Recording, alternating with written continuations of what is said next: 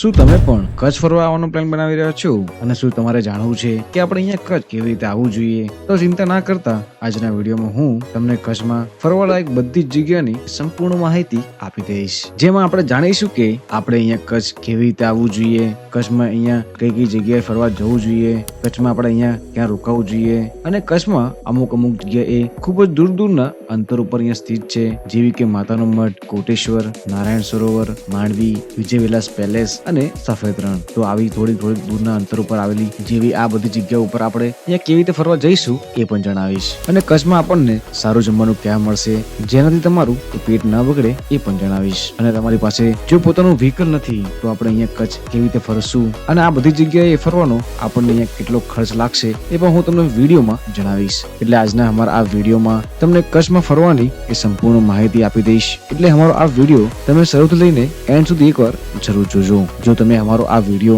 થોડોક પણ સ્કીપ કરશો તમે ઘણી બધી માહિતી કે ઇન્ફોર્મેશન એ તમારાથી સ્કીપ થઈ જશે. અને બીજી ખાસ વસ્તુ એ કે જો તમે વિડીયોને લાઈક નથી કર્યું તો વિડીયોને એક લાઈક કરીને નીચેથી ચેનલને એ સબસ્ક્રાઇબ કરી નાખજો, જેથી અમારા આવા જ ઇન્ફોર્મેટિવ વિડીયો તમને જોવા મળતા રહે. અને વાત કરું કચ્છની તો કચ્છ એ વિશ્વનો સૌથી સુંદર પ્રદેશ છે અને એની અદ્ભુત કુદરતી સુંદરતા અને સાંસ્કૃતિક વારસો એ લોકોને કચ્છમાં આવવા માટે અહીંયા આકર્ષિત કરતું હોય છે. તો ચલો હું તમને આજે લઈ જાઉં કચ્છના સફરે. અને સૌપ્રથમ આપણે જાણીશું કે આપણે અહીંયા કચ્છ કેવી રીતે આવવું જોઈએ. તો જો તમારે કચ્છ આવવું હોય તો એના માટે બેસ્ટ ઓપ્શન છે જે તમને પણ ખબર છે, એ છે બાય ટ્રેન. ગુજરાતના મૂળ બધા જ મોટા શહેરથી તમને ડાયરેક્ટ ટ્રેન ચાલતી જોવા મળી જશે, કેમ કે કચ્છના જ ભુજમાં આવેલું છે ભુજ રેલવે સ્ટેશન. એટલે તમે ડાયરેક્ટ જ ટ્રેનમાં સફર કરીને અહીંયા આ ભુજ આવી શકશો. અને જો તમારા શહેરથી ડાયરેક્ટ ટ્રેન ના હોય તો તમે તમારા નજીકના કોઈ પણ મોટા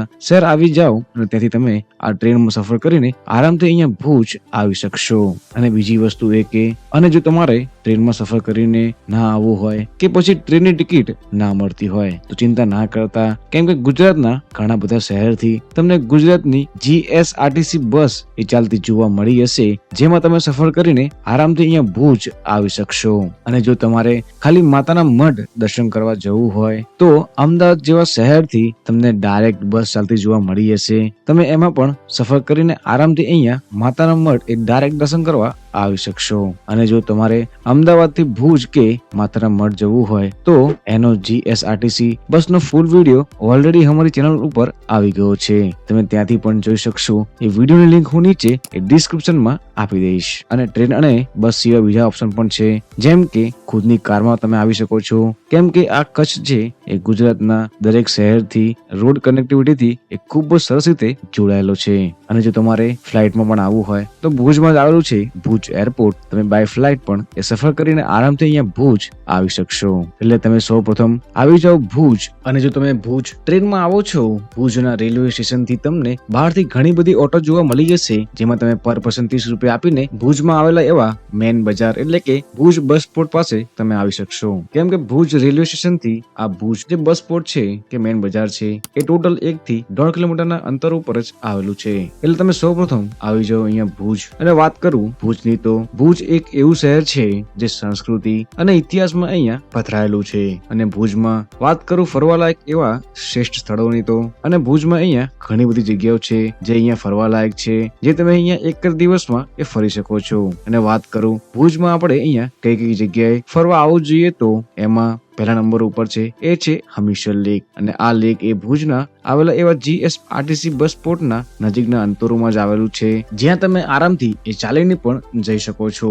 અને આ લેક અહીંયા ખુલ્લું લેક છે ને આખો લેક એ અહીંયા ઓપન છે, તમે આરામથી અહીંયા રાત્રે વિશ્રામ કરી શકો છો, બેસી શકો છો અને અહીંના એ સુંદર નજારાઓનો એ આનંદ પણ અહીંયા માણી શકો છો. અને બીજી જગ્યા છે એ છે પ્રાગ મહેલ. અને આ પ્રાગ મહેલ એ હમીરસર લેક થી ટોટલ 600 મીટરના અંતર ઉપર જ આવેલું છે અને આરામથી ચાલીને પણ અહીંયા આવી શકો છો. અને આ પ્રાગ મહેલ અહીંયા જેટલું સુંદર બહારથી દેખાય છે એનાથી કઈ ઘણું સુંદર એ અંદરથી પણ દેખાતું હોય છે. અને આ પ્રાગ મહેલ અહીંયા 19મી સદીમાં બનાવેલું હતું. અને આ ભવ્ય મહેલ એ ઇટાલિયન ગોથિક આર્કિટેક્ચર અને શહેરના અદ્ભુત દ્રશ્યો અહીંયા દર્શાવે છે, જે તમે અહીંયા નિહાળી શકો છો. અને આ પ્રાગ મહેલમાં એક પર પર્સનની ટિકિટ અહીંયા 70 રૂપિયા આસપાસ રહેતી હોય છે. વધારે પડતા આ મહેલમાં તમને એ જૂનું આર્કિટેક્ચર જોવા મળતું હોય છે. જો તમારે એમાં રસ ધરાવતા હો તો તમે અહીંયા આ એકવાર આ પ્રાગ મહેલ જોવા આવી શકો છો. અને એની બાજુમાં જ આવેલું છે છે આઈના મહેલ, જે અહીંયા 18મી સદીમાં બંધાવવામાં આવેલો એવો અદ્ભુત મહેલ, જે જટિલ માર્બલ વર્ક અને અરીસાનો અદ્ભુત સજાવટ દર્શાવે છે. જો તમારે અહીંયા આઈના મહેલ ફરવા આવવું હોય તો આ આઈના મહેલ અહીંયા એ પ્રાગ મહેલની એક્ઝેક્ટ બાજુમાં જ આવેલું છે અને અહીંયા પણ ટિકિટનો ચાર્જ રાખવામાં આવ્યો છે. જો તમારે અહીંયા આઈના મહેલ એ ફરવા આવવું હોય તો તમે અહીંયા આ ટિકિટ ચાર્જ ચૂકવીને આઈના મહેલ પણ અહીંયા ફરી શકો છો. અને વાત કરું ચોથી જગ્યાની તો એ છે કચ્છ મ્યુઝિયમ. ગુજરાતનું સૌથી જૂનું સંગ્રહાલયોમાંનું એક સંગ્રહાલય અહીંયા એ તમને અહીંયા કચ્છમાં જ જોવા મળે છે અને એ અહીંયા ભુજમાં સ્થિત છે, હમીરસર લેકની એક્ઝેક્ટ સામે. જેમાં કલાકૃતિઓ, શિલ્પો અને કલાકૃતિઓનો એ વિશાળ સંગ્રહ તમને અહીંયા જોવા મળે છે અને એવા જ જેવા સમૃદ્ધ સાંસ્કૃતિક વારસો એ તમને આ કચ્છ મ્યુઝિયમમાં એ જોવા મળતો હોય છે. જો તમારે કચ્છ મ્યુઝિયમ આવવું હોય તો આ કચ્છ મ્યુઝિયમની ટિકિટ અહીંયા પર પર્સનની 5 રૂપિયા રહેતી હોય છે, જે તમે અહીંયા કચ્છ મ્યુઝિયમ આરામથી અહીંયા નિહાળી શકો છો. અને વાત કરું 5મી જગ્યાની તો એ છે ભુજિયો કિલ્લો. અને આ ભુજિયો કિલ્લો એક ઐતિહાસિક કિલ્લો છે જે 17મી સદીમાં અહીંયા બંધાવવામાં આવ્યો હતો. તમે અહીંયા ફરવા પણ આવી શકો છો. અને વાત કરું 6ઠી જગ્યાની તો એ છે છતરડી. અને આ છતરડી એ હમીરસર લેક થી ટોટલ 1.5 કિલોમીટરના અંતર ઉપર આવેલું છે અને અહીંયા કહેવાય છે કે કચ્છના શાસકોની સ્મૃતિમાં બનેલી કબરો તમને જોવા મળતી હોય છે, જેમાં અદ્ભુત સ્થાપત્ય અને જટિલ કોતરણી તમને અહીંયા જોવા મળતી હોય છે. અને 7મી જગ્યા છે એ છે સ્વામિનારાયણ મંદિર. અને ભગવાન સ્વામિનારાયણને સમર્પિત એક સુંદર મંદિર અહીંયા સ્થિત છે. તમે અહીંયા પણ ફરવા આવી શકો છો. એટલે આવી ઘણી જગ્યાઓ છે જે તમે અહીંયા ભુજમાં એક દિવસમાં ફરી શકો છો. જો તમારે અહીંયા ભુજમાં ફરવા લાયક એવી બધી જગ્યાઓનો ડિટેલ્સમાં વિડીયો જોઈતો હોય તો એનો ઓલરેડી વિડીયો એ અમારો યુટ્યુબ ચેનલ ઉપર આવી ગયો છે. એ વિડીયોની લિંક હું નીચે ડિસ્ક્રિપ્શનમાં આપી દઈશ, તમે ત્યાંથી પણ એ જોઈ શકશો. અને આ તો વાત થઈ કે આપણે અહીંયા ભુજમાં કઈ કઈ જગ્યાએ ફરવું જોઈએ. અને હવે આપણે વાત કરીશું આપણે કચ્છમાં આવેલા એવા સુંદર મંદિર એટલે કે જઈશું માતાના મઠ એટલે કે આશાપુરા માતાના ધામ. જો તમે પણ માતા આશાપુરા ધામ આવવા માંગો છો અને જો તમારી પાસે કોઈ પ્રકારનું વ્હીકલ ના હોય તો તમે આરામથી અહીંયા આ ભુજથી ગુજરાતની GSRTC બસમાં સફર કરીને એ માતાના મઠ ડાયરેક્ટ આવી શકશો. કેમ કે ભુજથી એ માતાના મઠ માટે અહીંયા ઘણી બધી બસો ચાલે છે, જેમાં તમે આરામથી સફર કરીને અહીંયા માતાના ધામ એ આવી શકો છો.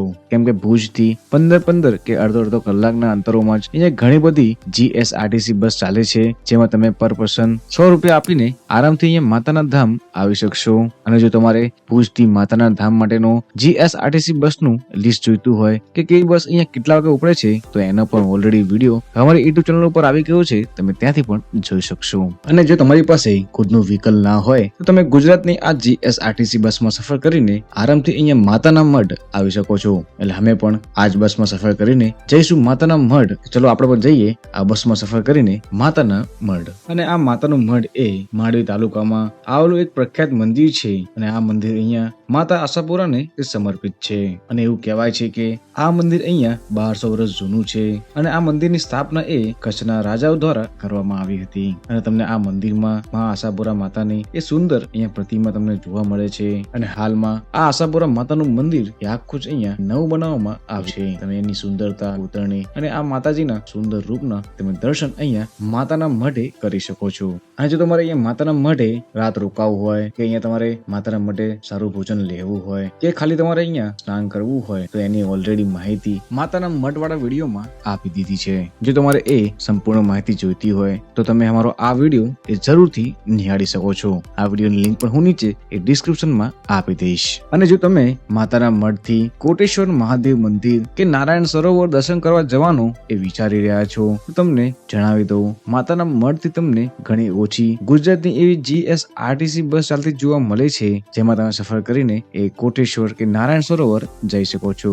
પરંતુ આ બધી બસો અહીંયા ખૂબ જ ઓછી ચાલે છે, એ તમારે અહીંયા ધ્યાન દોરવું જોઈએ. અને જો તમારે જાણવું હોય કે બસ સિવાય આપણે અહીંયા કયા ઓપ્શનથી એ કોટેશ્વર કે નારાયણ સરોવર જઈ શકીએ છીએ તો એમાં તમે અહીંની આ શેરિંગ ટેક્સી કરી શકો છો. કેમ કે અહીંયા માતાના મઢથી તમને ઘણી બધી એવી ઇકો જોવા મળી હશે કે ટેક્સી જોવા મળી હશે જે તમારી પાસે એ પર પર્સન એ કોટેશ્વર કે નારાયણ સરોવર પહોંચાડવાના એ 100 રૂપિયા ચાર્જીસ લેતા હોય છે. તમે 100 રૂપિયા આપશો તો તમને આ ટેક્સી વાળા ભાઈ એ નારાયણ સરોવર કે તમને કોટેશ્વર એ ડ્રોપ કરતા હોય છે. અને બીજી ખાસ વસ્તુ એ કે જો તમારે નારાયણ સરોવર કે કોટેશ્વર જઈને દર્શન કરીને પરત આવવું હોય તો અહીંના આ ટેક્સી વાળા ભાઈઓ એ આવવાના અને જવાના એ બંને સાઈડના એ 200 રૂપિયા ચાર્જ કરતા હોય છે.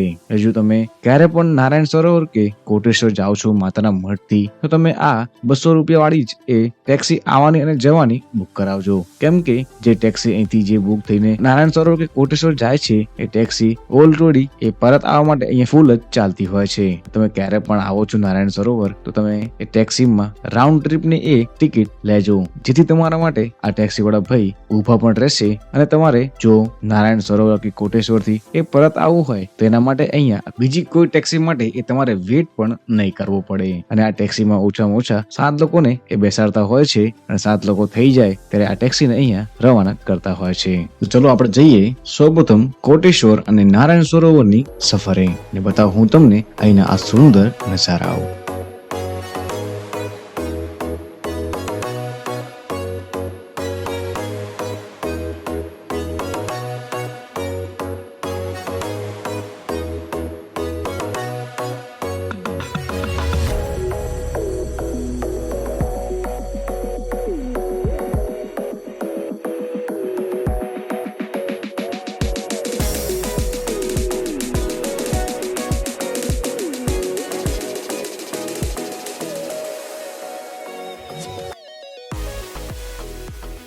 અને જો તમે અહીંયા આ નારાયણ સરોવર દર્શન કરવા આવો છો તો નારાયણ સરોવર આ મંદિર બપોરે અહીંયા બંધ રહેતું હોય છે. એ બાબતે તમે અહીંયા જ્યારે પણ આવો એ ધ્યાન રાખવાનું ના ભૂલતા, કેમ કે આ મંદિર અહીંયા સવારે ઓપન થાય છે જે અહીંયા પાછું બપોરે બંધ થઈને એ સાંજે ઓપન થતું હોય છે. જો તમે બપોરે અહીંયા દર્શન કરવા આવશો તો તમને આ મંદિરના અહીંયા ગેટ એ બંધ જ જોવા મળતા હોય છે. અને અહીંયા એવું કહેવાય છે કે આ નારાયણ સરોવર અહીંયા હજારો વર્ષ જૂનું છે અને ભગવાન વિષ્ણુ દ્વારા આ નારાયણ સરોવરની રચના કરવામાં આવી હતી એવું અહીંયા મનાય છે.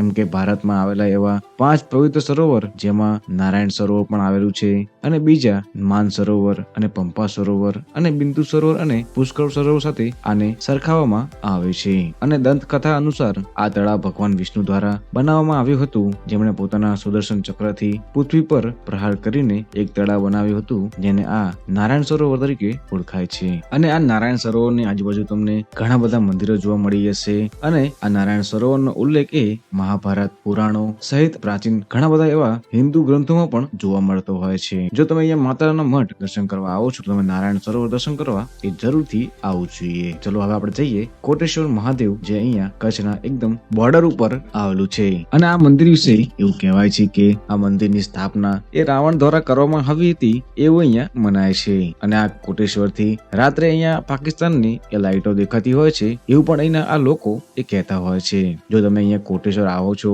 તો આ કોટેશ્વર મંદિર ભગવાન શિવને સમર્પિત છે અને રાવણ દ્વારા જે શિવલિંગ લંકા લઈ જવાનું હતું એ શિવલિંગની સ્થાપના રાવણે એ ભૂલથી અહીંયા જ કરી હતી. ત્યારથી એ શિવલિંગ અહીંયા આ જગ્યા ઉપર તમને જોવા મળતું હોય છે. અને આ કોટેશ્વર મહાદેવનું જે રિયલ જૂનું મંદિર છે એ તમને અહીંયા આગળ જે ચોક છે ત્યાં જોવા મળે છે. હાલમાં આ કોટેશ્વર મહાદેવનું એ નવું મંદિર તમને અહીંયા સ્થાપિત કરેલું જોવા મળતું હોય છે. તમે આ કોટેશ્વર મહાદેવ અને જે જૂના મંદિર છે કોટેશ્વર મહાદેવનું તમે ત્યાં પણ એ દર્શન કરવા જઈ શકો છો. અને આજનો વિડીયો આપણે અહીંયા જ ક્લોઝ કરીશું, કેમ કે હું તમને આ વિડીયોમાં બધી માહિતી આપી દઈશ તો આ વિડીયો થોડોક વધારે લાંબો થઈ જશે. એટલે આ વિડીયોને આપણે 2 પાર્ટમાં કવર કરીશું, જેમાં આપણે પાર્ટ 2 માં કચ્છના સફેદ રણ, માંડવી અને માંડવી બીચ અને માંડવીમાં આવેલા એવા વિજય વિલાસ પેલેસની સફરે આપણે તમને લઈ જઈશું. મળીએ જ આવા નવા વિડીયોમાં.